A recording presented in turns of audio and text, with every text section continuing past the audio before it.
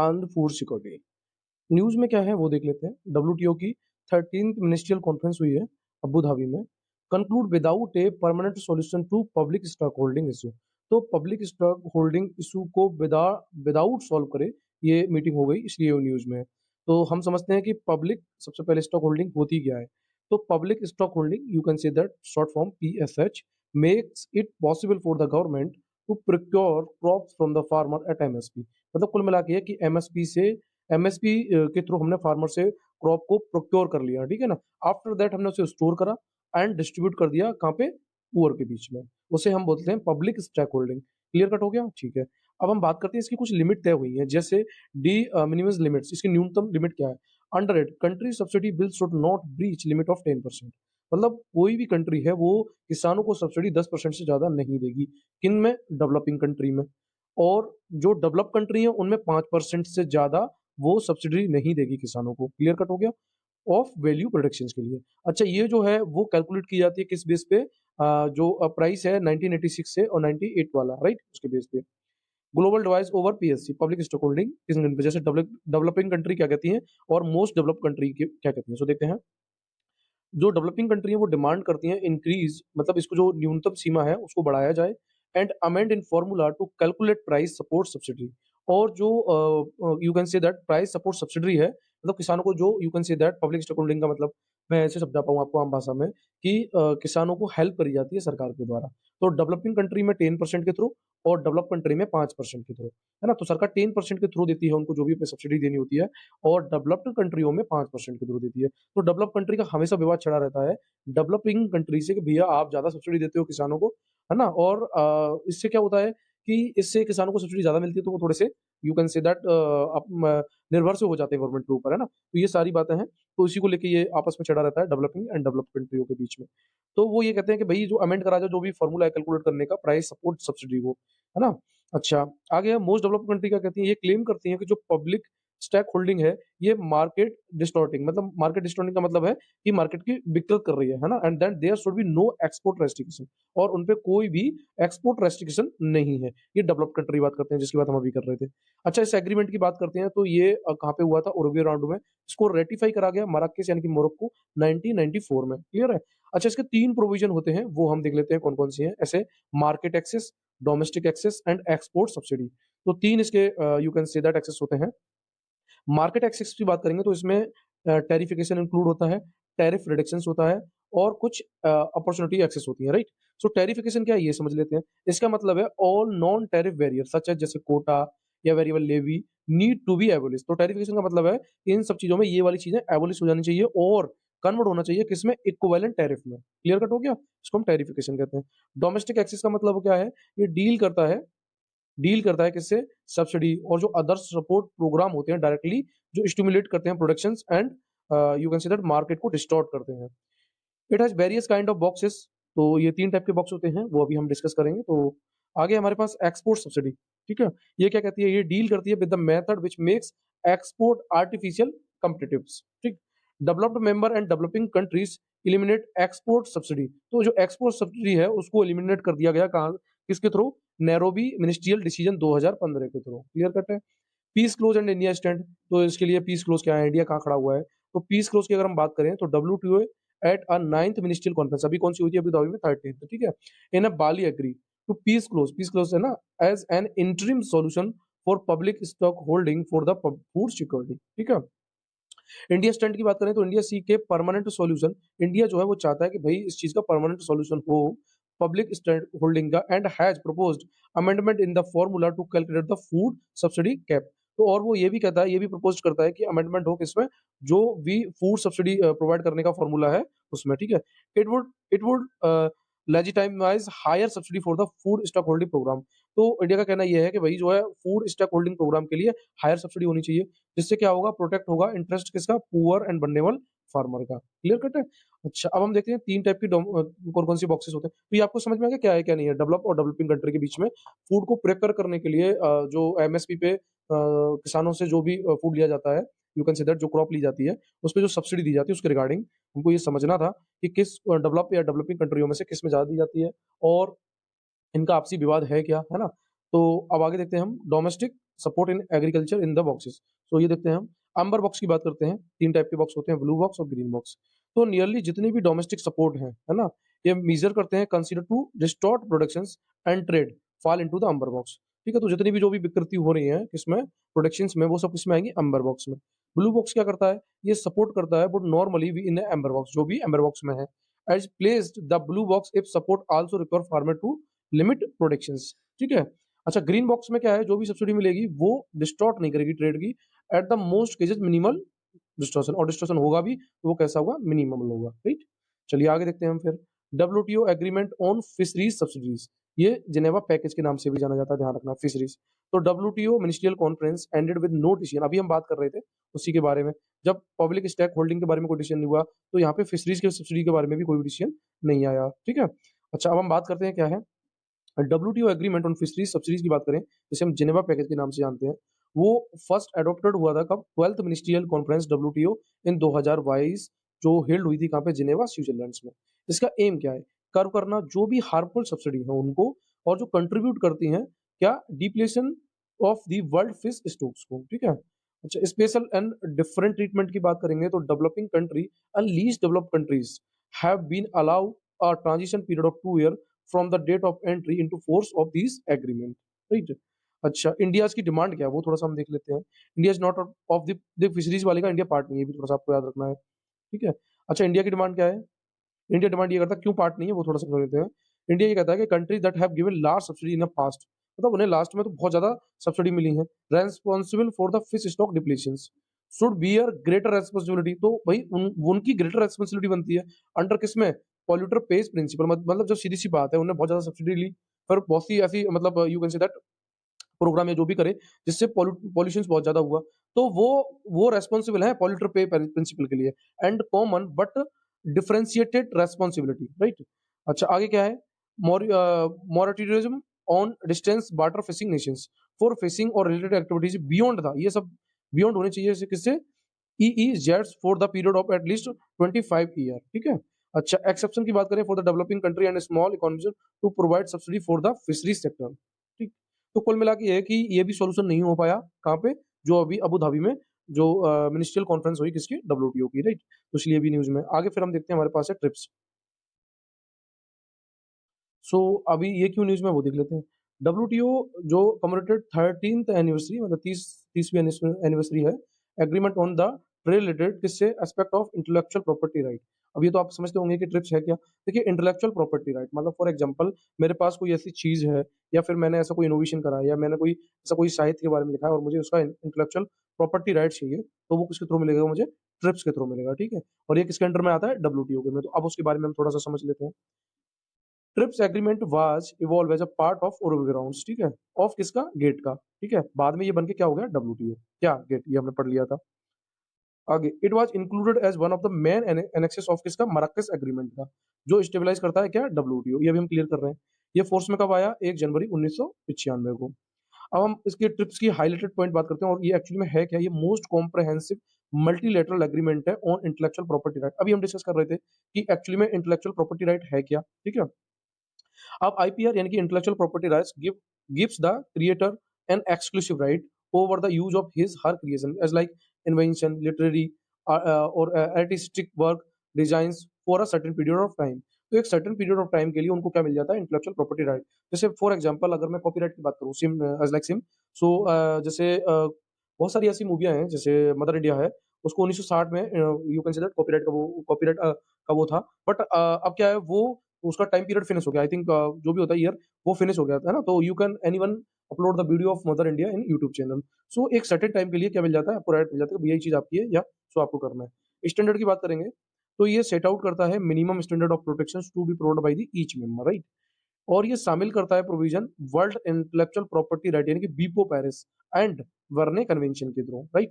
अच्छा, कवरेज की बात करें तो देखिए, अभी मैं बात कर रहा था कि इंटेलेक्चुअल प्रॉपर्टी राइट में क्या होगा? कॉपीराइट है, ट्रेडमार्क है, जियोग्राफिकल इंडिकेशंस है, इंडस्ट्रियल डिजाइन्स है, पेटेंट है, लेआउट डिजाइन्स है, ऑफ इंटीग्रेटेड सर्किट, ठीक? तो ये क्लियर कट हो गया, क्या बताया मैंने अभी आपको? जैसे किसी का आपने यूट्यूब चैनल बनाया और आप कोई भी वीडियो उस पे बॉलीवुड की या हॉलीवुड की अपलोड करना चाहते हैं, ठीक है? यूट्यूब से डाउनलोड करके और यूट्यूब पे ही अपलोड करना चाहते हैं, तो वहाँ पे आपने देखा होगा कॉपीराइट आ जाता है। अब आप वो कॉपीराइट फ्री आपको कहाँ से मिलेंगी? जिनका एक टाइम पीरियड होता है 50-60 साल जो भी है, वो वहाँ से फ्री होती है जैसे कोई भी चीज़, तो आप वो कॉपीराइट फ्री हो गई, फिर उसे कोई भी यूज़ कर सकता है, कहीं भी अपलोड कर सकता है, without copyright right? Clear cut है? ये वही सारी चीज़ है।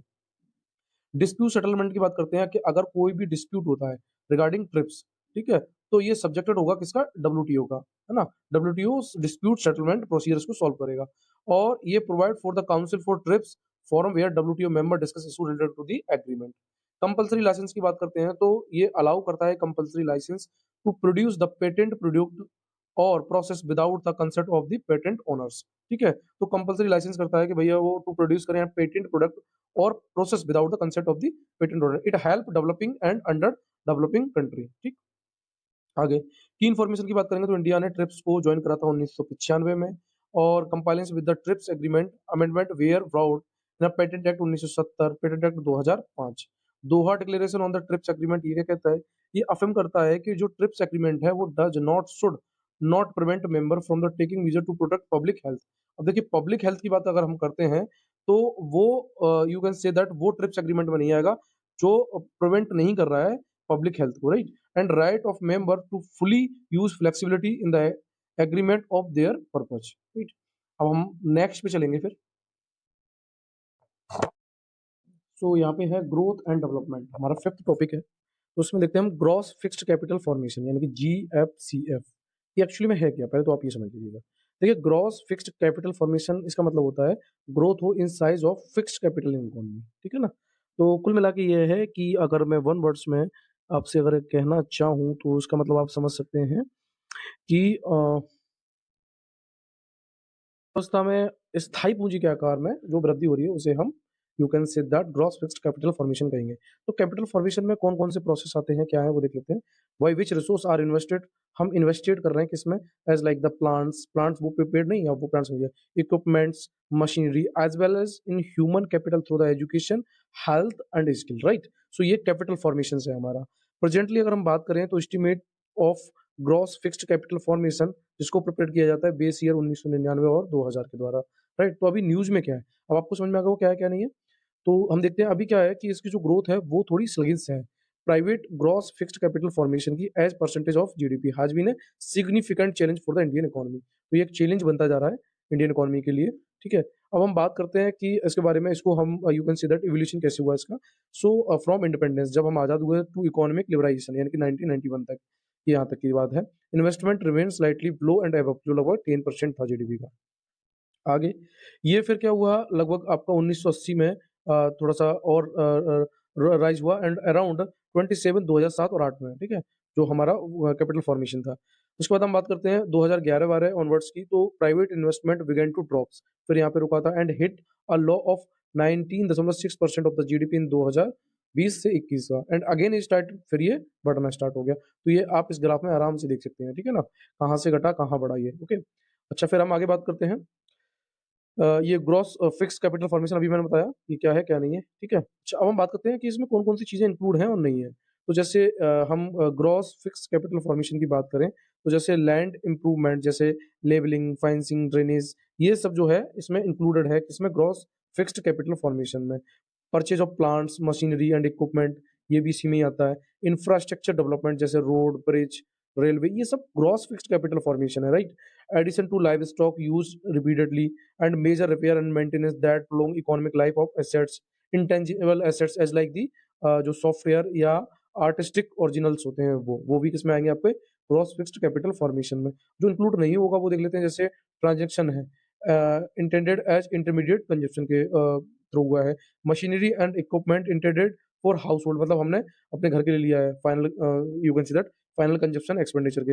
Loss due to natural disaster के थ्रू हुआ है, जैसे फ्लडिंग, फ्रॉस्ट, फायर, ये सब ग्रॉस फिक्स्ड कैपिटल फॉर्मेशंस में नहीं इंक्लूड होंगे, राइट? आगे देखते हैं फिर हम, क्या हमारे पास। अब हम बात करते हैं private gross fixed capital formation की। तो इसको हम अगर यहाँ पे थोड़ा सा देखते हैं, GFCF इज आल्सो कॉल्ड है investment which include both private and public investment. तो कुल मिला के ये है कि इसमें दोनों हो सकते हैं, पब्लिकली और प्राइवेट भी। तो ये जो है GFCF, ये by private sector is called private investment. सीधी सी बात है, अगर ग्रॉस फिक्स्ड कैपिटल फॉर्मेशन में कोई प्राइवेट इन्वेस्टर है और वो इन्वेस्ट कर रहा है तो उसे हम प्राइवेट इन्वेस्टमेंट कहेंगे। पब्लिक इन्वेस्टमेंट में उसको पब्लिक इन्वेस्टमेंट कहेंगे। क्लियर कट है? दो टाइप्स के होते हैं। अच्छा आगे बात करते हैं फिर क्या है इसमें, इसमें क्या-क्या इंक्लूड होगा as like the intangible investment जैसे education, skill, knowledge, brand recognition, intellectual property ये सब पब्लिक इन्वेस्टमेंट में आएँगे। अच्छा public investment boost growth but may crowd out private investment, ठीक है? तो क्राउडिंग आउट क्या होता है? ये वो फिनोमेना होता है जहाँ पे इंक्रीज़ होता है government spending funded by higher taxes and enhance borrowing. तो कुल मिला के ये है कि जो बोरिंग है उनको और रिड्यूस करता है यहाँ पे क्या प्राइवेट सेक्टर इनकम को और लोन डिमांड को, ठीक है? अच्छा, बात करते हैं आगे what is a gross capital formation and net capital formations. तो ग्रॉस कैपिटल फॉर्मेशन जिसमें इंक्लूड है, अभी हमने करा चेंज इन स्टॉक ऑफ जैसे रॉ मटेरियल है, सेमी फिनिश्ड है या फिनिश्ड गुड है, ये भी इसमें इंक्लूड है। Stock of goods held by firm to meet temporary functions of productions and sale. Net acquisitions of valuables जैसे like golds, gems, ornaments, precious stones, ये सब नेट एक्विजिशंस ऑफ वैल्यूएबल्स में होंगे, ठीक? नेट कैपिटल फॉर्मेशन यानी कि NFCF is a distinct from the GCF in that NCF include जिसमें depreciation, obsolescence and accidental damage to fixed capital, ये किसमें आएंगे नेट कैपिटल फॉर्मेशन में, राइट? अच्छा आगे बात करते हैं फिर हम, ओके, फिर है हमारे पास ह्यूमन डेवलपमेंट रिपोर्ट यानी कि HDR 2022 23 एंड 24 रिपोर्ट। देखिए जो भी इंपॉर्टेंट होता है ना उसको हम देख लेते हैं, तो आपको इतना याद रखना है कि जो ग्रॉस फिक्स्ड कैपिटल फॉर्मेशन है वो अभी डाउनफॉल में है, जो इंडिया के लिए चैलेंजिंग है, ठीक है ना? वहाँ स्टडी राइज लिखा होगा, तो वो आपको गलत करना है कि ये गलत है भाई। सबसे पहले हम समझते हैं क्या है इसके बारे में। सो ये न्यूज़ में क्यों है? तो यूनाइटेड नेशंस डेवलपमेंट प्रोग्राम यानी कि यूएनडीपी ये रिलीज़ करता है ह्यूमन डेवलपमेंट रिपोर्ट को, ठीक है? और अभी भी इसने रिपोर्ट को रिलीज़ करा है 2023 और 24 वाली को। अच्छा, breaking the gridlocks reimagining corporation in polarized worlds, ये इसकी क्या है? टाइटल है। मोर ऑन न्यूज़ में क्या है वो देख लेते हैं। The report highlighted the rise of democracy paradox, ठीक है? डेमोक्रेसी पैराडॉक्स की बात करते हैं तो means where the population think positively about democracy but support leaders who undermine democracy, right? So democracy paradox को अगर हम सिंपली एक भाषा में कहें कि भाई यहाँ पे क्या है ना कि जनता जो है वो लोकतंत्र के बारे में तो सकारात्मक सोचती है, लेकिन ऐसे नेताओं का समर्थन करती है जो लोकतंत्र को कमजोर करते हैं, राइट? सो यही है population think positively about democracy, democracy के बारे में पॉपुलेशन तो पॉजिटिवली थिंक सोचती है, बट सपोर्ट करती है लीडर्स को हु अंडरमाइन डेमोक्रेसी, जो डेमोक्रेसी को कमजोर करते हैं, राइट? अच्छा अब हम बात करते हैं की finding about India. So India की ह्यूमन डेवलपमेंट इंडेक्स की बात करें तो इंक्रीज टू 0.644 फ्रॉम 0.633 इन 2021, तो ये अभी थोड़ा सा इंक्रीज हुआ है, registering improvement in all component of the SDI, ठीक है? तो अभी हम एसडीआई के कंपोनेंट भी देखेंगे। एसडीआई रैंक की बात करें तो इंप्रूव हुई है हमारी 134 हुई है ना? इन 2022 फ्रॉम 135 इन 2021 में, ठीक है? इंडिया की रैंक जो है वो लो है किससे? China, Sri Lanka, Maldives, Bhutan and Bangladesh, right? अच्छा उसके बाद हम बात करते हैं म्यांमार 144 पे है, नेपाल, ये कुछ पड़ोसी देश हैं तो उनकी रैंक यहाँ पे मेंशन है, वो हमारे लिए इंपॉर्टेंट नहीं है। कैटेगरी की बात करते हैं तो मीडियम ह्यूमन डेवलपमेंट कैटेगरी की बात करते हैं। एसडीआर की बात करते हैं तो उसको रिलीज अभी हमने पढ़ा था, यूनाइटेड नेशंस डेवलपमेंट प्रोग्राम के द्वारा किया जाता है और ये एनुअली किया जाता है सिंस 1990 से। ऑब्जेक्टिव क्या है इसका, मेन काम क्या है? तो एग्जामाइन करना जो भी मेजर ग्लोबल चैलेंज है दैट अफेक्ट ह्यूमन डेवलपमेंट, मतलब जो भी मेजर ग्लोबल चैलेंज है जो अफेक्ट करते हैं ह्यूमन डेवलपमेंट को, एंड सजेस्ट करना उन जो भी रिकमेंडेशन होगी, ठीक है? ह्यूमन डेवलपमेंट इंडेक्स की बात करें तो डेवलप्ड बाई कौन? पाकिस्तानी इकोनॉमिस्ट महबूब अल हक, ये थोड़ा सा आप याद रखेंगे। पब्लिक सिंस 1990 से। SDI is the core of the SDR, ठीक? अच्छा, अब यहाँ पे वही सारी चीज़ें दी हैं, डायमेंशन क्या है? ये क्वेश्चन आपका आ चुका है। डायमेंशन जो है long and healthy life, knowledge और डिसेंट स्टैंडर्ड ऑफ लाइफ, तो 3 इसकी डायमेंशन है। देखिए मैं बताऊँ ये क्वेश्चन आ चुका है आपका, आपको ज़रूर देख के चलना है कि लॉन्ग एंड हेल्थी लाइफ की बात करता है ये, नॉलेज की बात करता है और डिसेंट स्टैंडर्ड ऑफ लिविंग की बात करता है ह्यूमन डेवलपमेंट इंडेक्स, ठीक है? अच्छा उसके बाद इंडिकेटर की बात करेंगे तो देखिए life expectancy and expected year of schooling mean, ठीक है? मतलब जो आपका एक्सपेक्टेड है कि भई स्कूल ईयर आपका कैसा होगा। उसके बाद हमारा GNI per capita and life expenditure index अभी हमने पढ़ा, जो ये हमारा है एजुकेशन एंड जीएनआई इंडेक्स, ठीक है? तो इंडिकेटर आपके 3 देख लेने हैं, life expectancy and expected sorry my pronunciation, expected year of schooling, mean year of schooling और जीएनआई पर कैपिटा, राइट? अच्छा, उसके बाद हम बात करते हैं ये low human development, medium human development, ये जो इनकी जो एक you can say the digit दिया गया है उसके थ्रू होता है high human development and very high human development. तो हमारी जो है वो किसमें है? मीडियम ह्यूमन डेवलपमेंट में, ठीक है? हमारी जो कैटेगरी है। आगे बात करते हैं अदर मेजर इंडिसेस हैं, जो हमारा क्या था, जो इसको you can say that release कर रहा था United Nations Development Programme UNDP. So उसके बारे में देखते हैं। जेंडर इनइक्वालिटी इंडेक्स जो अभी हम पढ़ रहे थे। सो ये मेज़र करता है, क्या-क्या मेज़र करेगा? जैसे reproductive health, empowerment and labour market, इन 3 चीज़ों को ये मेज़र करता है कौन? Gender inequality index, right? तो याद रखना है आपको, रिप्रोडक्टिव हेल्थ की बात करेगा, एम्पावरमेंट की और लेबर मार्केट की बात करेगा। इंडिया की परफॉर्मेंस जो है वो हैज़ जंप्ड 14 प्लेसेस, ठीक है? क्योंकि पहले हमारी थी 122, अब हमारी कितनी हो गई? 108, राइट? जेंडर डेवलपमेंट इंडेक्स की बात करेंगे, तो ये मेज़र करता है क्या? जो भी डिस्पैरिटी होती है, इसमें ह्यूमन डेवलपमेंट इंडेक्स में by the genders. India so low equality in SDI achievement between the women and main, absolute deviation from the gender parity of more than 10%। उसके बाद हमें एक और इंडेक्स मिल जाता है, inequality adjustment human development index, तो आईएसडीआई बोलते हैं। ये एक्चुअली में 2 मेज़र करता है, क्या-क्या? वो आपको थोड़ा-सा देख लेना है। The SDI inequality, the SDI and overall loss in SDI due to inequality, ठीक है? ये 2 चीज़ देखेगा। उसके बाद करेंगे इंडिया की रैंक जो है वो डिक्लाइन हुई है बाय 6 प्लेसेस, ठीक है? ये सारे आपको याद नहीं करने, मेन-मेन चीज़ आपको देख लेनी है बस। फिर हमारे पास planetary pressure adjust human development index, तो ये SDI for a planetary pressure in a an anthropocene to reflect condition of intergenerational inequality, तो 3% difference from the SDI value. India's rank जो है इसमें कितनी है? 127, राइट? अब हमारे पास नेक्स्ट टॉपिक है global multi dimensional poverty index. तो इसकी रिपोर्ट आई है 2024 में और ये पब्लिश करा जाता है United Nations Development Programme. You can say that in a short form UNDP and Oxford Poverty Human development Initiative, you can say that in a short form OPHI, right? अच्छा, क्या है इस रिपोर्ट की थोड़ी सी की पॉइंट देख लेते हैं हम। 112 कंट्रियों में 1.1 बिलियन पीपल, लगभग आप कह सकते हो 18% वो लाइव करते हैं किसमें? एक्यूट मल्टी डायमेंशनल पॉवर्टी में। 234 मिलियन में इंडिया एक ऐसा देश है जहाँ पे अगर हम बात करें तो पीपल जो है वो एक्सट्रीम पॉवर्टी में रहते हैं, राइट? अच्छा, अब हम इसके बारे में थोड़ा देख लेते हैं। एमपीआई, एमपीआई में बोलूँ तो आप समझ लेना कि मैं मल्टी डायमेंशनल पॉवर्टी इंडेक्स की बात कर रहा हूँ, राइट? सो ये क्या है? ये मेजर करता है क्या? मल्टीपल डेप्रिविएशन, मतलब बहुत सी तरीकों से उनको उनको डेप्रिविएट किया गया है। तो कौन कौन से तरीके हैं? जैसे शिक्षा से वंचित कर दिया गया, हेल्थ से या लाइफ स्टैंडर्ड से, तो इन सारी चीज़ों से जो वंचित हो जाते हैं वो हमारे किस में आते हैं? एमपीआई में। अच्छा, अब इसका एक पैरामीटर ये भी कहता है कि अगर वो डेप्राइव्ड है one third of more weightage of indicator, तो जो इंडिकेटर होंगे हेल्थ के या एजुकेशंस के या लिविंग स्टैंडर्ड के, अगर उनके वन थर्ड से भी वो वंचित हो रहा है, तो वो काउंट होगा multi dimensional poverty index poor में, राइट? इसकी उत्पत्ति कब हुई एमपीआई की? तो 2010 में। एमपीआई जो है वो सस्टेनेबल डेवलपमेंट गोल की बात करता है, एंडिंग पॉवर्टी की बात करता है और इट्स फ्रॉम एवरीवेयर, सब जगह से वो पॉवर्टी को खत्म करना चाहता है, ठीक है? अब हम बात करते हैं इसके इंडिकेटर की, तो इसके 10 इंडिकेटर हैं। 10 इंडिकेटर के बाद इसकी 3 डायमेंशन है, तो वो हमें देखनी है। अब एक यूपीएससी में क्वेश्चन पूछा गया था 2012 में, उसको भी हम यहाँ पे सॉल्व करेंगे, राइट? देखिए, हमारी खास बात यही है कि हम ये करके चल रहे हैं कि जो हमें 12 से 15 घंटे नहीं पढ़ना है, हमें 1-1 आवर के रेशियो में ही इसको फिनिश करना है, जिससे हमारा मल्टीपल तरीके से रिवीजन होता रहे, ओके? सो चलिए देखते हैं हम।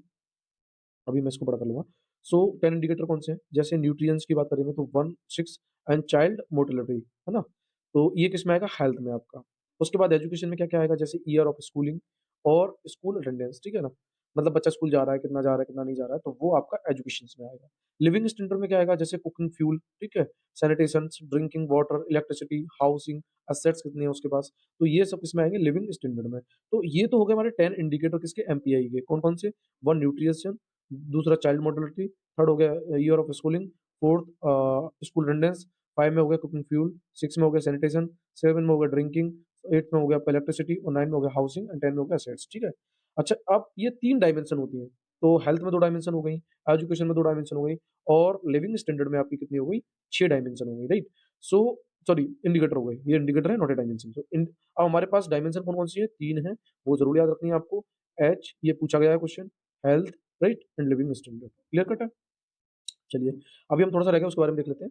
सो इंडिया नेशनल हम बात करते हैं मल्टी डायमेंशनल पॉवर्टी इंडेक्स के बारे में, तो इसको इंट्रोड्यूस करा गया 2021 में किसके द्वारा? नीति आयोग के द्वारा और ये यूज़ करता है नेशनल फैमिली हेल्थ सर्वे, है ना? टू मेजर दी जो national multi dimensional poverty index है उनको। तो कुल मिला के ये है कि जो national family health survey data है उसको यूज़ करके ये पॉवर्टी के बारे में बात करता है। इंडिकेटर की बात करेंगे, अभी हमने बात करा, इसके 10 ओरिजिनल इंडिकेटर हैं और डायमेंशन कितनी है? 3, right? So and added 2 indicator कौन-कौन से? Maternal health and banking account, ये भी ऐड करने की बात करी गई है। तो देखिए, यही हमारे लिए इम्पोर्टेंट होता है। अब तक तो हम 10 पढ़ते हुए आ रहे थे। क्या 2 इंडिकेटर और ऐड करे जा रहे हैं? यस, वो कौन-कौन से? Maternal health and bank account, ठीक है? अब क्या होता है, हमने स्टैटिक पढ़ लिया, बहुत सी चीज़ें पढ़ ली और एकदम पढ़ते गए, ऐसा नहीं करना होता है। हमें कुछ अपडेट रखना होता है खुद को, जिससे कि हमारा क्वेश्चन जो है वो टैकल हो जाए आराम से, ठीक है? तो आपको याद रखना है, मैंने अभी 2 के नाम गिनाए, ये 2 आपको भूलने नहीं है इन एनी केस।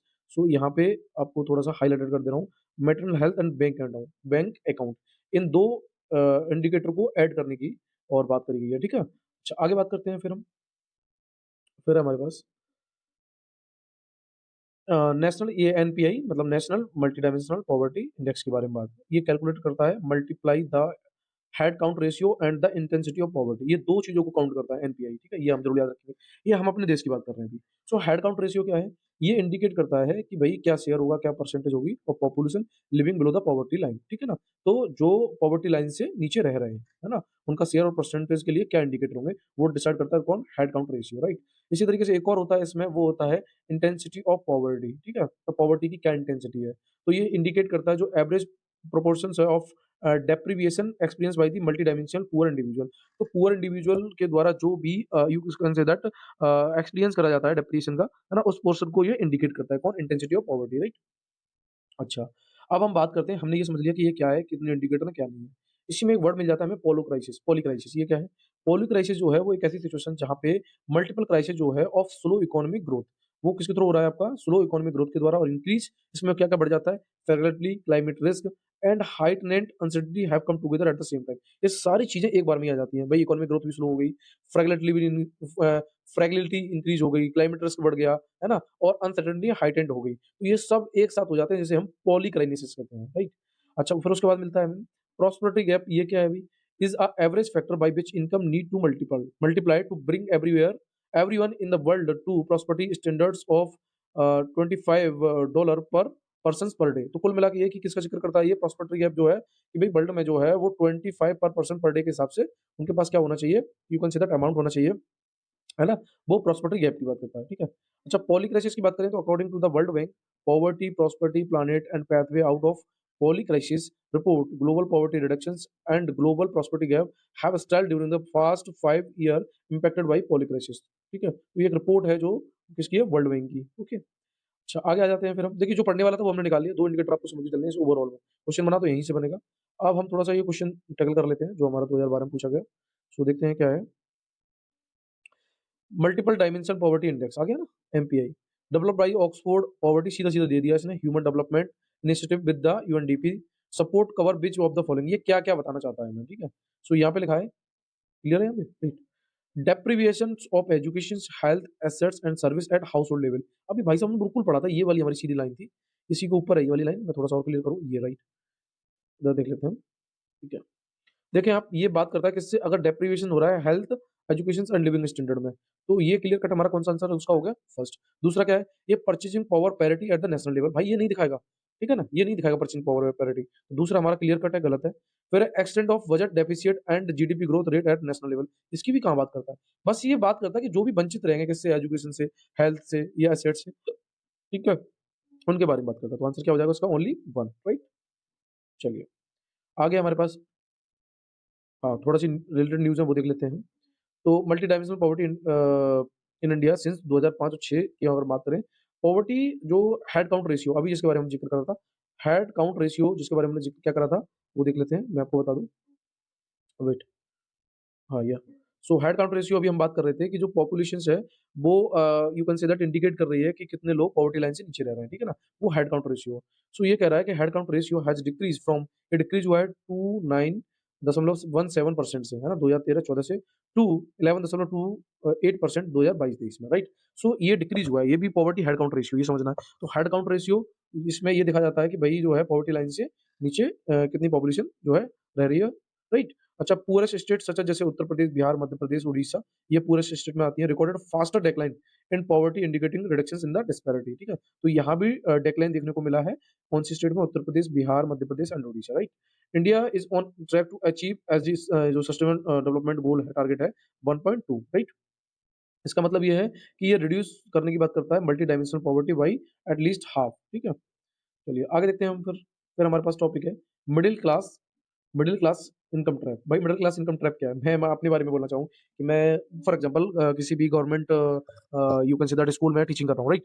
अब मैं एक्चुअली फँसा हुआ हूँ। मेरे पास इतनी लिमिटेड इनकम है कि मैं कहीं आ नहीं जा सकता। वो कहते हैं ना कि जो गवर्नमेंट जॉब होगी वो आपको गरीब होने नहीं देगी और रईस बनने नहीं देगी, है ना? तो एट ए मिड पॉइंट पे रखेगी। तो वही सारी कहानी है। सो उसी के बारे में ज़िक्र है, थोड़ा-सा देख लेते हैं हम क्या है, क्या नहीं है। सो देखते हैं, वर्ल्ड बैंक ने अभी एक रिपोर्ट रिलीज़ करी है जिसका टाइटल जो है World Development Report 2024 the middle income, right? According to the which various country, जिसमें इंडिया भी इंक्लूडेड है, जो you can say that middle income trap में क्या है, वो भी फॉल होता है, ठीक है ना? तो उसकी एक रिपोर्ट आई है, सो क्या कहती है वो रिपोर्ट, थोड़ा-सा उसके बारे में देखेंगे हम।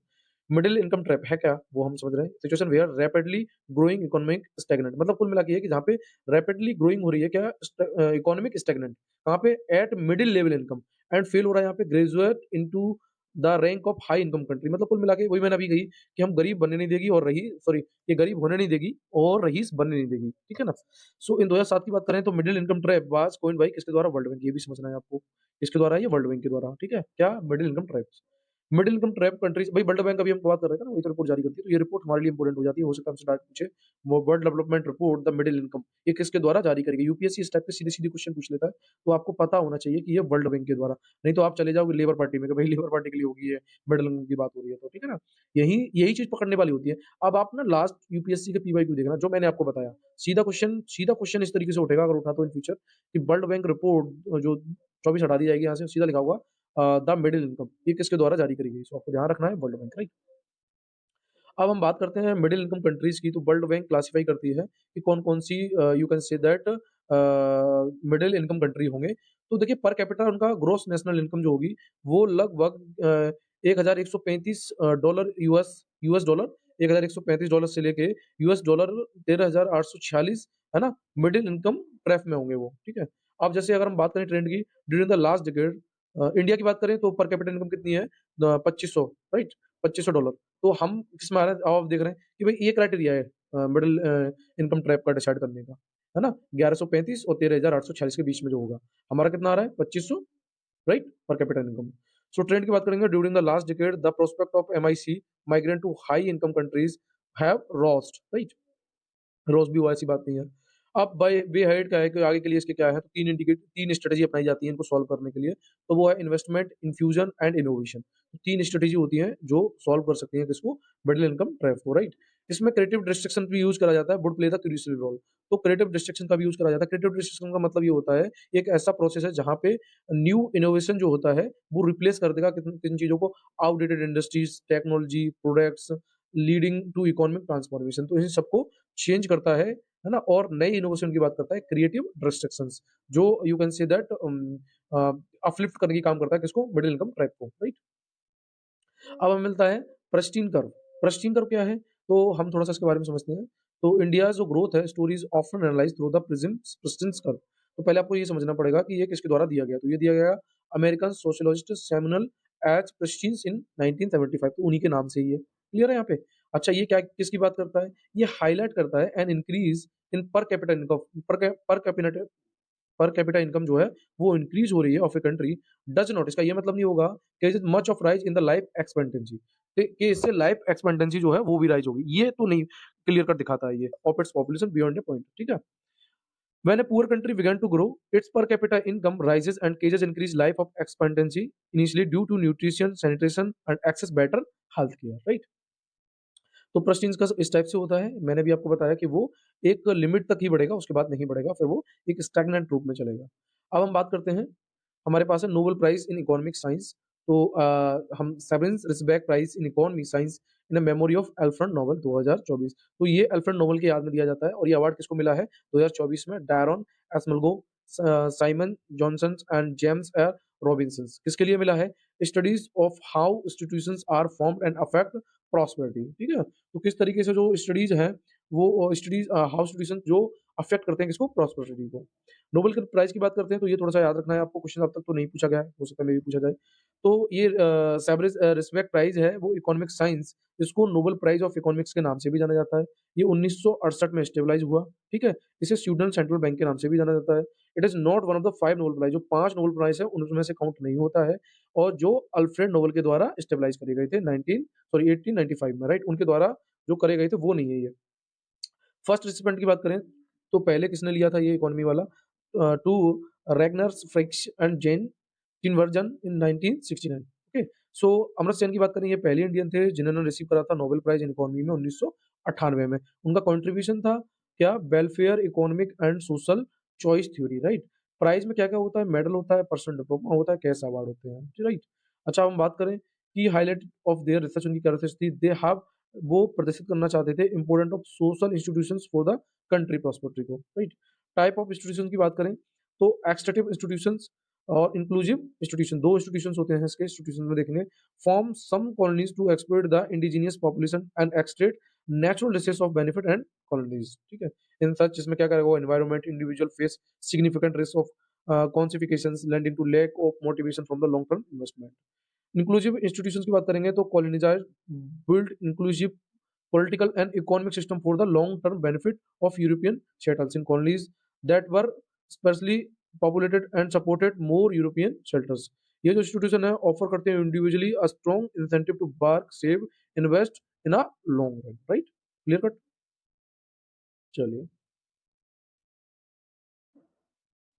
ओके, सो अब हम नेक्स्ट टॉपिक की बात करते हैं। नेक्स्ट टॉपिक क्या है हमारे पास, ये है एग्रीकल्चर एंड अलीड सेक्टर। इसके अंदर में सब टॉपिक है एग्रीकल्चर सेक्टर, राइट। सो ये न्यूज में क्यों है, पहले हम वो देख लेते हैं थोड़ा सा। कैबिनेट ने अप्रूव करा है 7 मेजर स्कीम को जो इंप्रूव करेंगी फार्मर की लाइफ और लाइवलीहुड्स को। इनका टोटल आउटले जो है वो 14,235.30 करोड़ है, राइट।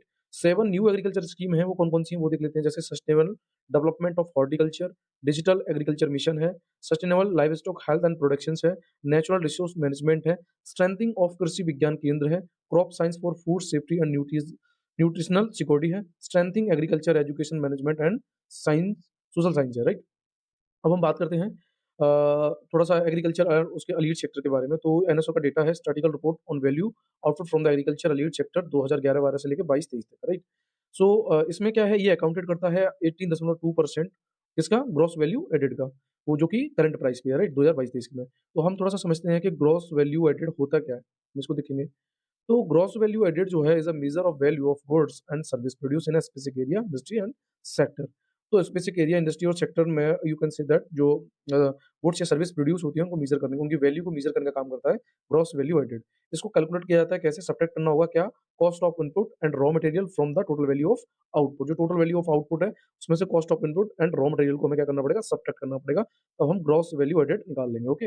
आउटपुट की बात करें, ट्रेंड ऑफ सब सेक्टर 11-12 से लेके 22-23 तक के, तो क्रॉप जो है वो डिक्लाइन हुई है फ्रॉम द 62.4% टू 54.3%। तो पहले कितना था, 62.4% और अब कितना रह गया, 45.3%। वाइल फॉरेस्ट्री जो है वो इंक्रीज हुई है, लाइव स्टॉक एंड फिशिंग जो है वो भी स्टेडली इंक्रीज हुई है, ठीक है। तो ये डेटा है, थोड़ा सा डेटा आप देख लेंगे माइंडसेट के लिए, क्वेश्चन यहाँ से बन सकता है ना। और most of all steadily increase वाले तो क्वेश्चन हमारे वैसे भी गलत होते हैं, बट हाँ ये थोड़ा सा आप ध्यान रखेंगे, यहाँ कंफ्यूज नहीं होंगे।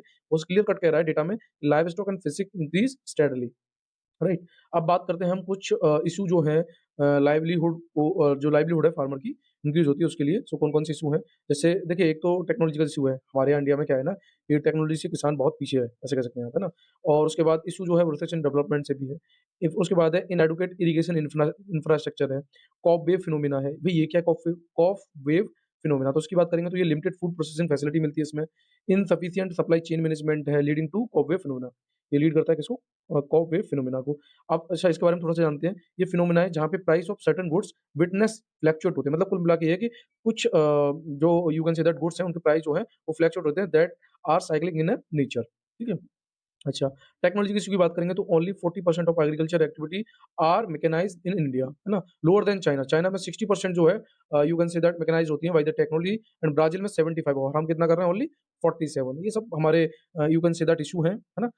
अच्छा उसके बाद है रिसर्च एंड डेवलपमेंट की बात करेंगे तो एक्सपेंडिचर हम लोग रिसर्च एंड डेवलपमेंट पे कितना करते हैं, 0.4% of agri GDP, lower than the, ये भी चाइना ब्राजील एंड इजराइल से, ठीक है। इन एडेक्वेट इरीगेशन इंफ्रास्ट्रक्चर की बात करेंगे तो 51% rain feed agriculture in net sown area. तो कुल मिला के ये डेटा है, आपको थोड़ा सा देख लेना है और ज्यादा कुछ इंपोर्टेंट है नहीं इसमें। चलिए आगे चलते हैं फिर हम। अब हम बात करते हैं हॉर्टिकल्चर की। हॉर्टिकल्चर सेक्टर इन इंडिया, अब हॉर्टिकल्चर क्या है थोड़ा सा उसको देख लेते हैं तो और क्लियर हो जाएगा। Horticulture is defined as that, ये ब्रांच है of agriculture concern with growing plant that are used by the people for food, यानी कि जो पीपल के द्वारा फूड के रूप में, मेडिकल पर्पज के रूप में और एस्थेटिक ग्रांटिफिकेशन के रूप में यूज किए जाते हैं, उसे हम हॉर्टिकल्चर कहते हैं, राइट। सो अब हम देखते हैं एक्चुअली में ये न्यूज में क्यों है, उसके बारे में जान लेते हैं। तो कैबिनेट ने अप्रूव करी है scheme, right, sustainable development of horticulture के लिए and clean plant programme under the mission of integrate development of horticulture. तो क्लीन प्लांट, जो क्लीन प्लांट प्रोग्राम है वो इंटीग्रेट डेवलपमेंट ऑफ हॉर्टिकल्चर के अंडर में आता है, राइट। सो कैबिनेट ने अप्रूव करी है कुछ सस्टेनेबल डेवलपमेंट स्कीम, तो उनको देखते हैं हम क्या है। अबाउट क्लीन प्लांट प्रोग्राम की अगर हम बात करेंगे तो इसका एम जो है वो प्रमोट करता है sustainable and eco friendly agriculture practice and reduce करता है dependence on import import planting material. तो हम लोग ज़्यादा चीज़ें इम्पोर्ट करते हैं, तो उन चीज़ों को कम करने के लिए क्लीन प्लांट प्रोग्राम चलाया गया, राइट। इम्प्लीमेंटेशन एजेंसी की बात करेंगे तो national horticulture board in association किसके साथ में, Indian council of agriculture research, इसकी इम्प्लीमेंटेशन एजेंसी है, right. So national horticulture board और उसके साथ में इंडियन काउंसिल ऑफ एग्रीकल्चर।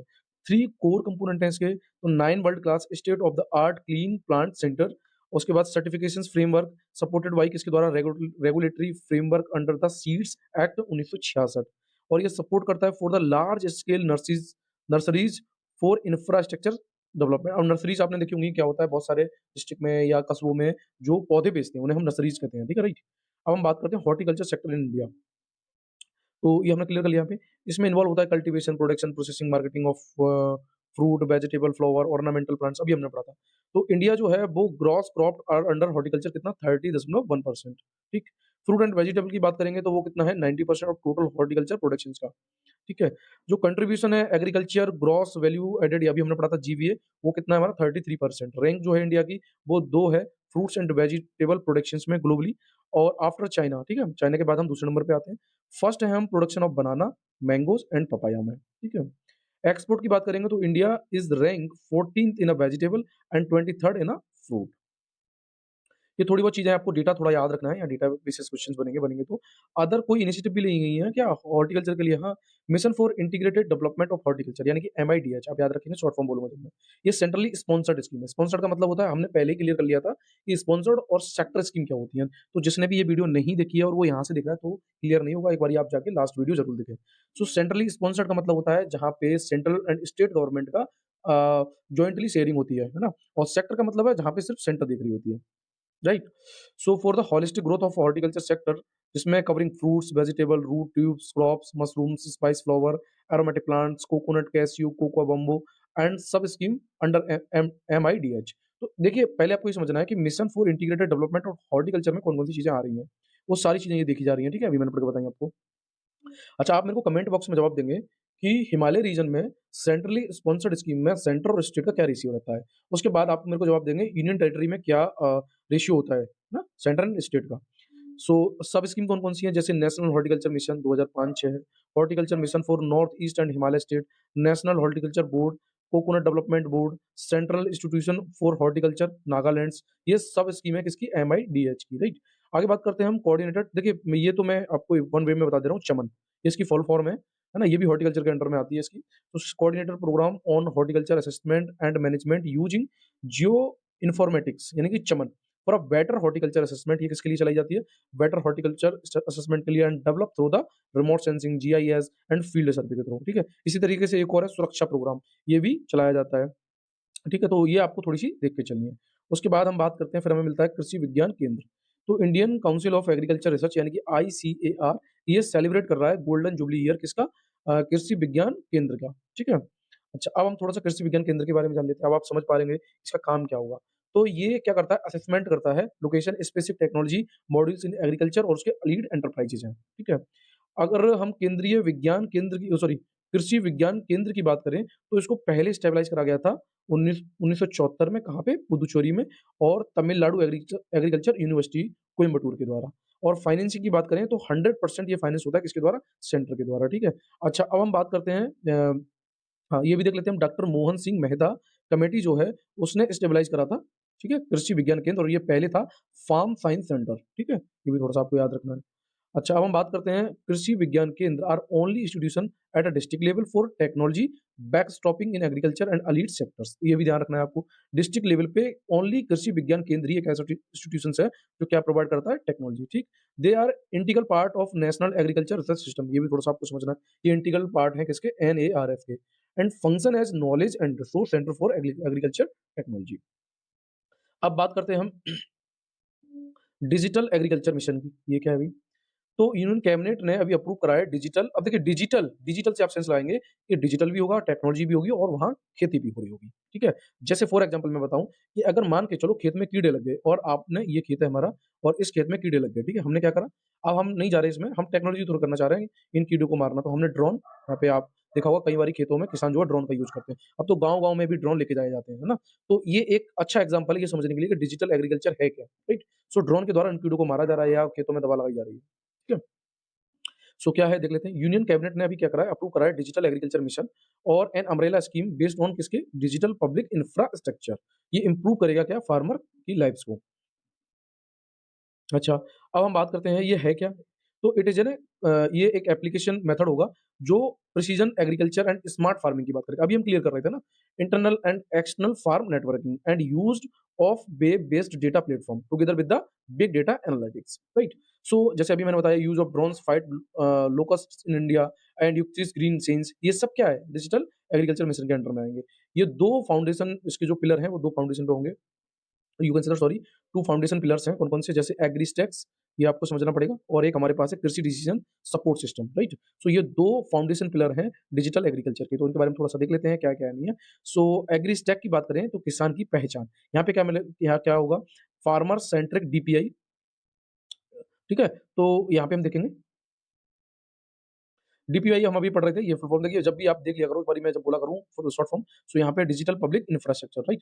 सो ये इसका काम क्या होगा, ये डीपीआई को सेंट्रिक बनाएगा एंड स्ट्रीमलाइन करेगा service and scheme delivery to farmer within 3 component के साथ। जैसे फार्मर की रजिस्ट्री होगी, वहाँ पे उसको आईडी कार्ड मिलेगा, है ना? इस तरीके से and geo reference village map जो जो you can say that farmer की आईडी से फार्मर रिलेटेड डेटा को एज़ ए लैंड रिकॉर्ड ये सब लिंक कर दिया जाएगा। क्रॉप ज़ोन रजिस्ट्री यानी कि डिजिटल क्रॉप सर्वे भी होगा। तो ये किसमें होगा? एग्रीस्टैक में, किसान की पहचान। उसके बाद मिलेगा हमें कृषि डिसीजन सपोर्ट सिस्टम, ये भी किसमें होगा? ये भी हमारा 2 फाउंडेशन पिलर हैं, अभी हम डिस्कस कर रहे थे किसके। सो इसमें क्या होगा? ये इंटीग्रेटेड रिमोट सेंसिंग डेटा होगा into comprehensive geospatial system to provide real time information, जैसे क्रॉप की कंडीशन क्या है, वेदर पैटर्न क्या है, वाटर रिसोर्स क्या है, ये सब हमें प्रदान करेगा कृषि डिसीजन सपोर्ट सिस्टम यानी कि डीएसएस, राइट? सो ये 2 फाउंडेशन पिलर हैं। सॉइल प्रोफाइल मैपिंग की बात करेंगे तो digital general crop estimate survey will provide yield estimate, right? अच्छा, तो ये सारी चीज़ें आपको देख लेनी है कि टारगेट क्या है हमारा, भई हम क्या करना चाहते हैं, create digital identity for 11 crore farmer over the 3 year, हम 3 साल में क्रिएट कर रहे हैं and launch national digital crop survey in 2 year, ठीक है? चलिए फिर हम देखते हैं live stocks sector in India. देखिए लाइव स्टॉक आप समझ रहे होंगे जहाँ पे जीवित पशुधन कह सकते हैं आप, ठीक है? उनके बारे में तो देखते हैं। कैबिनेट ने देखिए ये थोड़ा-सा मैं स्पीड से इसलिए बढ़ा दे रहा हूँ क्योंकि यहाँ पे क्वेश्चन्स बनने के डेटा बेसिस क्वेश्चन होते हैं, तो डेटा आपको देके चलना है, ठीक है ना? बाद-बाकी कौन-सी क्या है वो नहीं पूछता, बस डेटा ज़रूर पूछता है। सो कैबिनेट ने अप्रूव करा है sustainable livestock health protection scheme, जिसका टोटल आउटले जो है वो लगभग 1702 करोड़ है। ठीक है? अब आपसे ये थोड़ी ना पूछेगा 1702 करोड़ है क्या है? आपसे पूछेगा कि स्टेटस क्या है इंडिया में लाइवस्टॉक का? ये ज़रूर क्वेश्चन्स बनेंगे आपसे। सो पॉपुलेशन की बात करें तो इंडिया जो है वर्ल्ड का लार्जेस्ट लाइवस्टॉक पॉपुलेशन रखता है। मीट प्रोडक्शन की बात करेंगे तो largest production of buffalo meet, buffalo यानी कि जो भैंस की मीट होती है and the second got meat production, तो ये ज़रूर याद रखना है। बफेलो में तो हम फर्स्ट पे आते हैं और बकरी में हम दूसरे नंबर पे आते हैं। फिशरीज़ एंड मिल्क की बात करेंगे तो रैंक फर्स्ट है हमारी, है ना? इन land of fisheries and milk production में 25% ऑफ मिल्क ग्लोबल लेवल पे हम प्रोड्यूस करते हैं। इकोनॉमिक कंट्रीब्यूशन की बात करेंगे तो कंट्रीब्यूट करते हैं हम 30.19% एग्रीकल्चर ऑफ जीएवी, है ना? एंड 5.73% टोटल, ये डेटा दिया है 21-22 का। एम्प्लॉयमेंट की बात करेंगे तो provide livelihood to over 70% rural household, right? Issue क्या है भैया जो फेस किए जाते हैं लाइवस्टॉक सेक्टर में, जैसे हाई इकोनॉमिक लॉसेस होते हैं इसमें, लो प्रोडक्टिविटी होती है, एंटी माइक्रोबियल रेजिस्टेंस होता है, ठीक है? तो ये हमारे लिए क्या है, आप कह सकते हो इश्यू फेस किए जाते हैं। तो ये थोड़ा-सा आप देख लेंगे क्या है, जैसे due to animal disease like foot and mouth disease, है ना? ब्रुसिलिस, है ना? तो ये एक्चुअली में क्या है इकोनॉमिक भाई पशुधन है, हम पशु पाल रहे हैं, है ना? तो मान के चलो कोई बीमारी फैल गई, जैसे अभी बीमारी फैली थी फुट एंड माउथ डिजीज़, तो इससे बहुत सारे जानवर मर गए, है ना? इसी तरीके से anti microbial resistance India rank 4th in antibiotic use in animals. तो हमारी जो है एंटीबायोटिक यूज़ में जो है 4th रैंक है all over the world. Low productivity है हमारी, है ना? तो ये भी थोड़ी-सी चीज़ें हैं, वो दिया डेटा। सो यहाँ पे क्या लिखा है? Average annual productivity of cattle in India 1777 KG animal year while board average 2699 KG animal year 2920। तो आप देख रहे हैं कि ये एक्चुअली में प्रोडक्टिविटी हमारी डिक्रीज़ हो रही है यहाँ पे, है ना? अच्छा क्या इनिशिएटिव भी ली गई लाइवस्टॉक के लिए? हाँ, ली गई है। कौन-कौन सी है? वो थोड़ा-सा देख लेते हैं हम। जैसे यूनिफाइड जीनोम चिप, ये गाउ चिप थी फॉर द कैटल के लिए एंड महिष चिप किसके लिए? बफेलो के लिए, ठीक है? डेवलप किसके द्वारा करी गई थी? Department of animal husbandry and dairy के द्वारा। अच्छा, और इनिशिएटिव ली गई है लाइव स्टॉक के लिए, जैसे इंडिजीनियस सेक्स सॉर्टेड टेक्नोलॉजी, है ना? It will increase the ability of sex sorted semen, मतलब आप समझ रहे होंगे, जैसे मतलब कैसे बताऊँ मैं आपको? आप ऐसे समझिए, गाँव में अगर आप रहते हैं या फिर आपने गाँव में देखा होगा, जैसे गोट है या फिर भैंस है, अब मान के चलो वो अगर उसको यू कैन से दैट जैसे मैं फीमेल का होता है, मतलब जैसे बच्चे के लिए हमें करना होता है जो भी प्रोसेस होता है, उसी तरीके से गाँव में भी ये प्रोसेस जो है वो उसके लिए अपनाया गया। मतलब जो सीमेन यू कैन से दैट है उसका बफेलो, या उसको हम क्या बोलेंगे यार, जो बफेलो के साथ होता है वो? ऐसा बोला जाता है, तो उसके सीमेन को कलेक्ट करके, है ना? तो ये जब मोर अवेलेबल होगा तो इससे क्या होगा, सेक्स सॉर्टेड टेक्नोलॉजी जो है उसको डेवलप करने की बात करी गई। उसके बाद national animal disease control programme ये भी चलाया गया। राष्ट्रीय गोकुल मिशन, तो ये सब इनिशिएटिव हैं लाइव स्टॉक की, ठीक है? तो चलिए आगे देखते हैं फिर हम क्या है हमारे पास। आगे हमारे पास पैंडेमिक फंड प्रोजेक्ट। सो इसके लिए भी ministry of finance and animal husbandry and dairy इसने लॉन्च करा पैंडेमिक फंड प्रोजेक्ट, अभी जो हमने कोविड देखा, और ये फोकस करता है animal health security strengthening in India for pandemic preparation and response के लिए। अबाउट पैंडेमिक फंड प्रोजेक्ट की बात करें तो it is a $25 million initiative funded by किसके द्वारा? G20 pandemic fund and was stabilise under the Indonesia G20 presidency 2022, right? अच्छा, aim क्या है? Low and middle income country को ये एनहांस करेगा, है ना? एंड रिस्पॉन्ड करेगा एनिमल हेल्थ थ्रेट्स को and pandemic through the financing investment. Implementing entities की बात करें तो Asian development bank, world bank, food and agriculture organisation, ये सब इम्प्लीमेंट एंटिटी हैं किसको? पैंडेमिक फंड प्रोजेक्ट को। कुछ इंटरवेंशन है अंडर द प्रोजेक्ट इंक्लूड, जैसे upgradation and expansion of animal health laboratory and vaccine manufacturing facility, ठीक है? एनहांसिंग अर्ली वार्निंग, तो ये सब आपको थोड़ा बहुत देखना होता है, ये सारा रीड नहीं करना होता है। ओके, चलिए आगे देखते हैं फिर हम। आगे हमारे पास व्हाइट रिवॉल्यूशन। व्हाइट रिवॉल्यूशन का मतलब आप समझ लेंगे, ये मिल्क से बात हो रही है, ठीक है?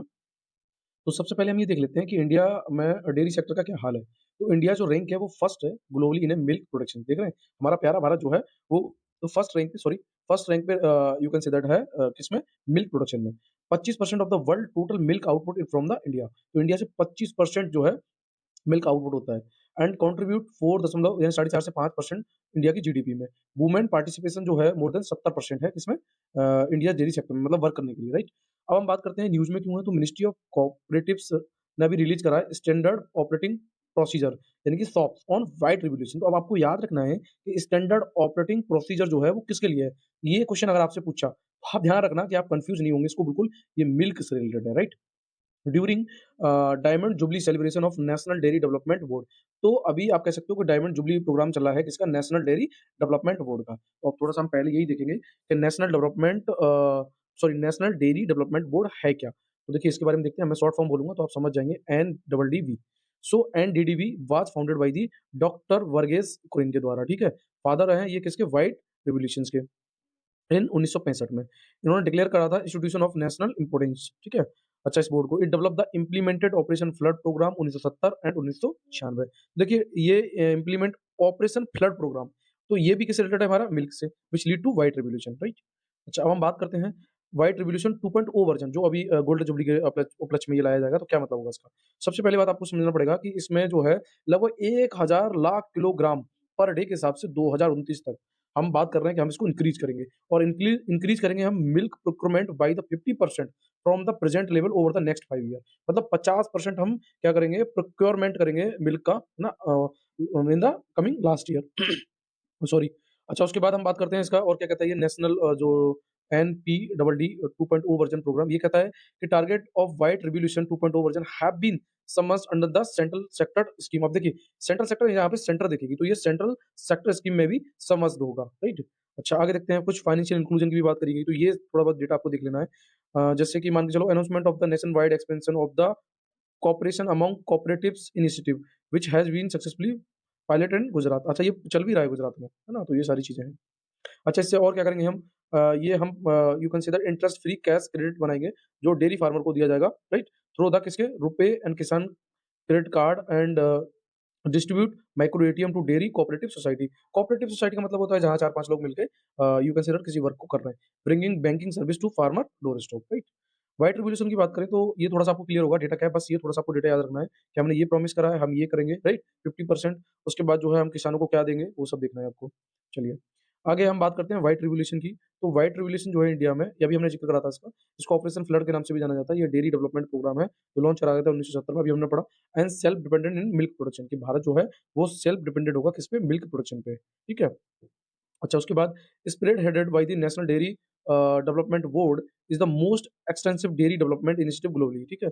इस मूवमेंट को लीड कर रहे थे कौन? डॉक्टर, अभी हमने पढ़ा था, Verghese Kurien, father of the Indian white revolutions. Every year, हर साल 26 नवंबर India observe national milk day. ये भी थोड़ा-सा आपको याद रखना है, क्योंकि यूपीएससी में अब डे वाले क्वेश्चन थोड़ा-सा पूछना स्टार्ट हो गए हैं, ठीक है? ये किसके? उनके जन्मदिन के यू कैन से दैट उनका जो बर्थडे है उसके हिसाब से इसको 26 नवंबर डिसाइड करा है। Operation flood was implemented in 3 phases, ये भी थोड़ा-सा याद रखना है आपको। अच्छा, आगे बात करते हैं, क्या कोई इनिशिएटिव भी ली गई हैं डेयरी सेक्टर को you can say that strengthen करने के लिए? राइट, ली गई हैं, जैसे राष्ट्रीय गोकुल मिशन है, national programme for dairy development है, livestock health and disease control programme है, animal husbandry infrastructure development fund है, किसान क्रेडिट कार्ड है। तो ये सारी चीज़ें इंपॉर्टेंट है। अब आपको ना यही देखना है बस कौन-कौन सी डेयरी सेक्टर में आती हैं, ठीक है ना? अब पता चले आपसे पूछ लिया गया कि ये वाला है livestock health and disease control programme, तो ये किसके अंडर में आती है? तो आप सोचोगे यार ये तो उसमें होगा डिजीज वाले में, ये यहाँ कहाँ होगा? तो डेयरी में, राइट? ये भी याद रखना है आपको। किसान क्रेडिट कार्ड, ये भी इसी में आता है, राइट? आगे बात करते हैं हम एग्रीकल्चर इंफ्रास्ट्रक्चर फंड की। तो ये फंड है, ये फंड किनको दिया जाता है? तो वो भी देखेंगे हम। तो इसमें डेटा आपको थोड़ा-सा देख लेना है। डेटा भी हम क्लियर करेंगे कि क्या है, क्या नहीं है, ठीक है? सो देखते हैं।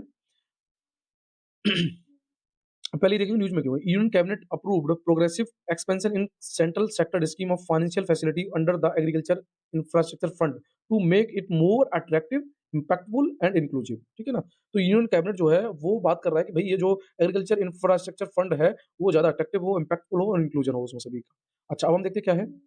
डेटा की बात करें थोड़ा, तो 1 lakh crore will be provide by the bank and financial institution as a loan with the interest submission कितना? 3% पर एनम, ठीक है? And credit guarantee coverage under the CGTMSE for loans up to 2 crore, right? अच्छा, अब हम बात करते हैं क्या है। अभी देखिए ये सीजीटीएमएसई की बात करूँ तो credit guarantee fund trusted by micro and small enterprises performance. So यहाँ देखते हैं ये है क्या, अभी समझ लेते हैं। तो कॉमन सी बात है भाई, एग्रीकल्चर के लिए, एग्रीकल्चर इंफ्रास्ट्रक्चर के लिए कुछ फंड दिया जा रहा है। तो ये समझना है आपको, ये लॉन्ग टर्म डेप्ट होता है, ठीक है ना? शॉर्ट टर्म नहीं, लॉन्ग टर्म डेप्ट होता है, ठीक है? For the investment in viable project for the post harvest, यानी कि हार्वेस्ट करने के बाद management infrastructure and community farming assist through किसके? Interest submissions and credit guarantee support के द्वारा। क्लियर है? अच्छा, अब बात करते हैं हम कुछ एक्सपेंस करे गए हैं किसके लिए?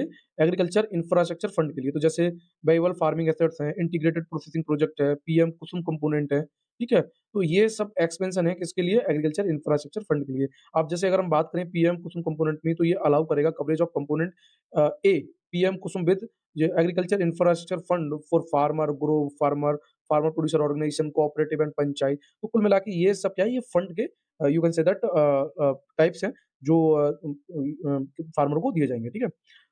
जैसे ये वाइल्ड फार्मिंग एसेट्स ये अलाउ करेगा जितने भी एलिजिबल बेनिफिशियरी हैं of scheme for creation of infrastructure coverage under the wild project for building community farming assets, right? ये थोड़ा-सा आपको देख लेना, ज़्यादा इंपोर्टेंट है हमारे पास। चलिए आगे बात करते हैं फिर हम एग्रीटेक की। सो एग्रीटेक यहाँ पे एग्रीकल्चर और टेक्नोलॉजी को एक साथ लेके हम बोल सकते हैं agritech. So agritech shaping agriculture in emerging economy today and tomorrow report जो है वो रिलीज़ करी गई है वर्ल्ड इकोनॉमिक फोरम के द्वारा, नॉट वर्ल्ड बैंक, सॉरी। सो यहाँ आपको याद रखना है कि एग्रीटेक, ये देखिए मैं बार-बार पढ़ दे रहा हूँ क्योंकि ये आपका क्वेश्चंस बनने के चांस फुली है। कि वो वर्ल्ड इकोनॉमिक फोरम की रिपोर्ट मोस्ट ऑफ ऑल पूछी जाती है। तो agritech shaping agriculture in emerging economy today and tomorrow, आज और कल भी। कौन दे रहा है? ये वर्ल्ड इकोनॉमिक फोरम, राइट? अच्छा, अब हम बात करते हैं इसके लिए कुछ एप्लीकेशन भी, वो भी हम देख लेंगे। तो देखते हैं क्या-क्या एप्लीकेशन है वो। जैसे रिमोट सेंसिंग एंड इमेजिनरी, ठीक है? Global position system, weathering, forecasting and climate modelling, IoT यानी कि internet of thing, enable warehouse smart logistic, AI and augmented reality, ठीक है? तो ये क्या है? ये एप्लीकेशन है टेक्नोलॉजी इन एग्रीकल्चर। सो जैसे रिमोट सेंसिंग एंड इमेजिनरी की बात करेंगे, तो इसमें अर्ली हम पहले ही डिटेक्ट कर लेंगे पेस्ट एंड डिजीज़ को, ठीक है?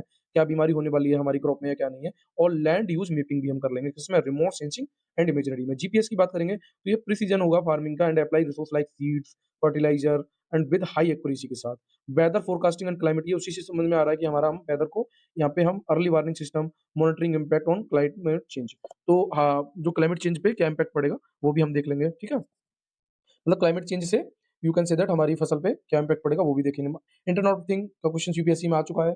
हम इसको ऐसे समझ सकते हैं कि फॉर एग्जांपल हम किसी कमरे में रहते हैं और हमने जितनी भी एसी है, कूलर है, फ्रिज है, इन सबको कनेक्ट कर दिया है एक एप्लीकेशन से और हम घर से बाहर गए और हम वहीं से इसे ऑपरेट कर रहे हैं। You can say that it's a internet of thing, right? इसमें क्या होगा, connect farmer to market and reduce crop loss during the storage and transit, ठीक है? ये सारी चीज़ें आपको देख लेनी है। चलिए, अब हम बात करते हैं एग्रीटेक में हमारे लिए थोड़ा बहुत तो ये देखना था हमें, ठीक है? तो यहाँ टेक्नोलॉजी से रिलेटेड जितनी भी बात होंगी, ये ज़रूर याद रखेंगे। It is an outcome of world economic forum AI for agriculture innovation, right? अब ये भी थोड़ा-सा याद रखना है, एआई फॉर एआई, ठीक है? सो इनिशिएटिव है which aim to scale agritech agriculture technology service through the public private partnership के द्वारा। और आगे देखते हैं, ये करेगा ये you can say that agritech को शेपिंग करेगा इन एग्रीकल्चर इकोसिस्टम में। लगभग इसके 4 कैटेगरी में कौन-कौन सी हैं, जैसे intelligent crop planning, smart farming, farm gate to fork and data as a enabler. देखिए, इस टाइप के क्वेश्चन्स तो नहीं बनते हैं, मैं बताऊँ। हाँ, ये अगर बनेंगे भी तो आप इज़िली इसको निकाल लेंगे, है ना? तो इसलिए इसको मैंने थोड़ा जल्दी से कर दिया। आगे, इंडिया ने एग्रीटेक के लिए कोई इनिशिएटिव लिए हैं? हाँ, भई लिए हैं, क्यों नहीं लिए हैं? कौन-कौन सी लिए हैं? तो जैसे फसल है, ठीक है? ये एग्रीटेक के अंडर में आती है, किसान है, एडैक्स है, ठीक है? कृषि integrated command and control centre यानी कि ICCC है। तो ये आपको देख लेनी होती है, ये नहीं कि आप उनको लाइन बाय लाइन घुसे क्या है क्या नहीं, तो याद नहीं रहेगा आपको लास्ट में, ठीक है? चलिए, आप ये देखिए 2020 का एमएसपी का क्वेश्चन्स है, तो इसे भी हम सॉल्व करेंगे। सो पहले हम एमएसपी पढ़ लेते हैं, जब ज़्यादा हमारा क्लियर हो जाता है। सो चलते हैं हम एमएसपी पे, क्या है?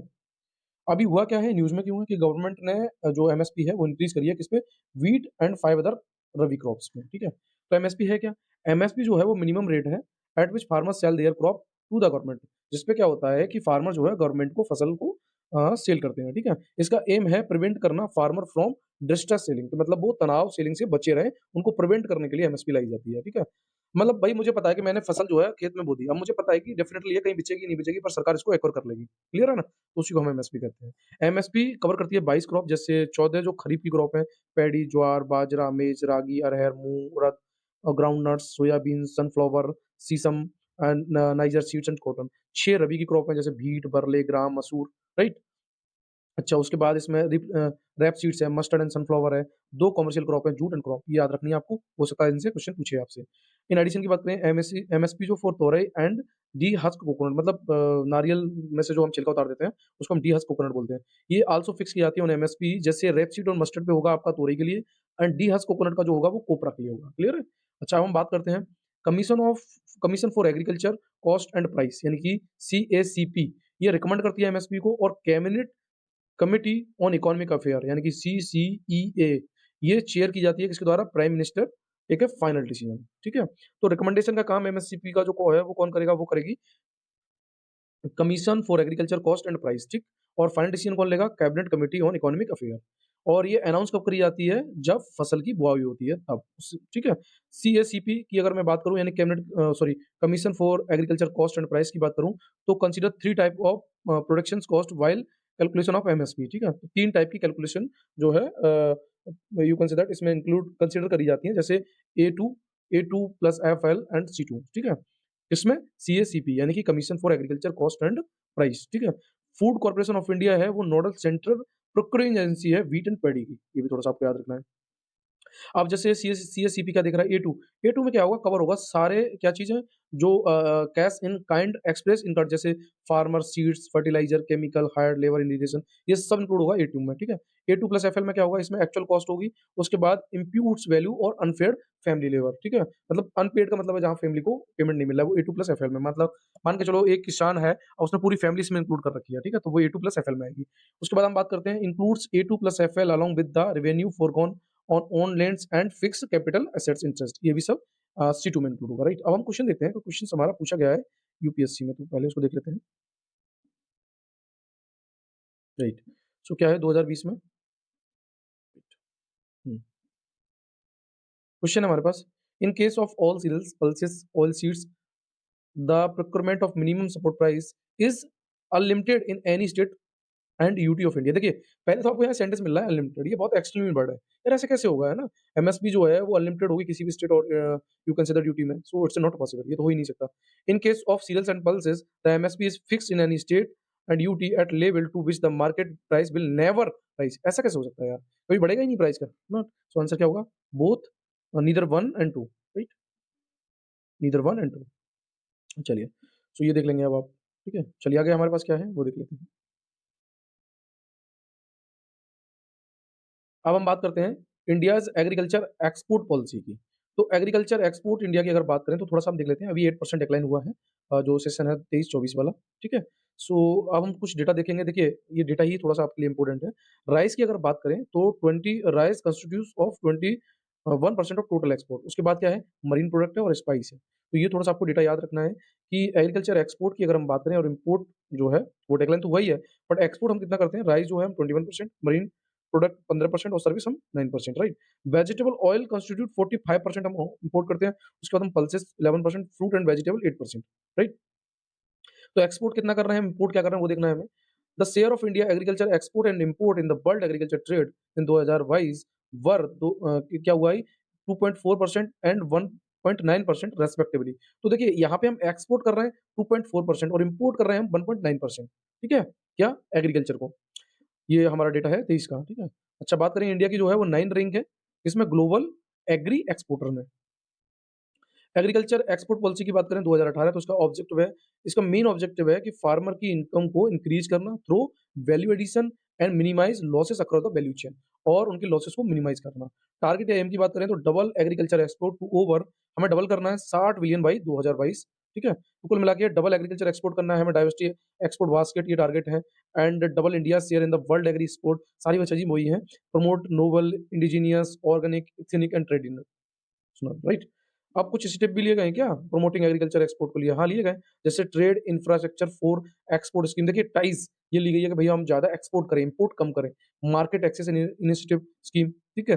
इसी तरीके से ट्रांसपोर्ट एंड मार्केटिंग असिस्टमेंट यानी कि टीएमए स्कीम। अब ये पूरा नहीं देखना होता भाई हमें, बस ये देखना है कि कौन कौन सी इनिशिएटिव ली गई है, राइट? थोड़ा बहुत होगा सो वो आप देख लेंगे। चलिए आगे चलते हैं फिर हम। अब बीडा की बात करते हैं। Agriculture and proceed food product export development authority 1985, ठीक है?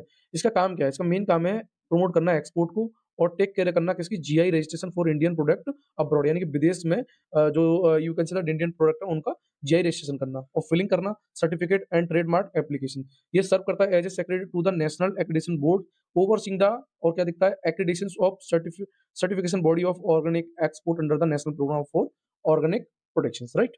तो यहाँ तक हमने देख लिया।